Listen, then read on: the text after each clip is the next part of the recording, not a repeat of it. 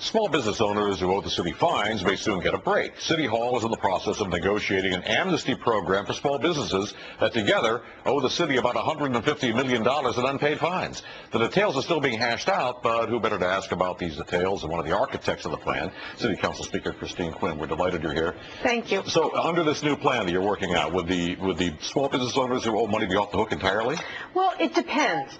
First of all, we're not talking about health or safety violations, but what we're talking about here is kind of those nagging, annoying fines that can build up for small businesses. The amnesty will probably start by waiving late fees, waiving interest, and develop payment plans for the owners so they can begin paying what is appropriate over time. But the great thing is then this kind of bad mark on their ledger that, if they're lucky enough to be able to get some credit from a bank, would knock them out of contention, will be taken off because they'll be in a payment plan with the city, and the number they have to pay will be so much smaller. I've certainly heard a lot of business owners, small business owners particularly, complaining about how the city seems to be trying to balance its books on their backs by writing up all these, for every tiny little infraction, writing up a citation that's costing them money. We hear that all the time. And it's hard when you hear these stories not to think there's some truth to what they're saying.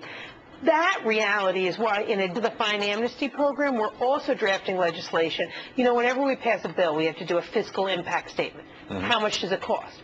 Well, now, whenever we pass a small business regulation, we're going to do a small business impact statement to decide whether the good of the regulation is outweighed by the burden on small businesses, so we stop passing new laws that just make their lives harder. Right. And these times, that's kind of a difficult balancing act, because on the one hand, you certainly don't want to make it harder for people to do business in the city. That's your tax base. On the other hand, the city is strapped. It's it doesn't want to lose the revenue from fines, and that is an important revenue stream. It is an important revenue stream, but if you kind of look at the legal construct that fines exist within, we're not supposed to make money on them. They're supposed to be. But we do. Right. Yeah. And we need to admit that and move away from that, so we can get to a place where fines are what they're supposed to be, which is a penalty, which is another thing we're looking at. A small business shouldn't have the same fine as a big business, because if a fine is about getting you to stop doing something bad, if you have a lot of money, it needs to be more, and if you're really struggling,